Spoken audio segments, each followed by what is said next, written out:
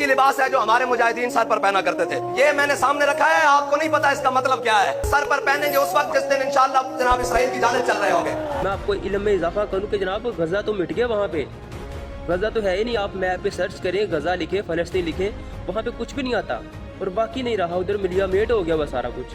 لیکن آگ کی چابی پتہ نہیں کیوں نہیں مل رہی ابھی تک. ہمیں واقعی نہیں پتہ اس ٹوپی کا مطلب کیا ہے. محترم, آپ اس ٹوپی کو نا اپنے پاس رکھو اور قبر میں بھی ساتھ لے کے جانا ہے. آپ اگر حسین کے دور میں ہوتے ہیں تو میں دعوے سے کہہ سکتا ہوں, میرا یہ یقین ہے کہ آپ یزید کے ساتھ ہوتے اور امام حسین کے خلاف ہوتے. حکومت حاصل کرنے کے لیے نا آپ اپنی بڑا محاذ ہوتے امام حسین کے خلاف. آپ شمر والے یزیدوں والے کام کرتے, چونکہ ابھی بھی آپ وہی کام کر رہے ہیں. آپ ایک نمبر کے جھوٹے ڈرامے باز اور قذاب شخص ہو.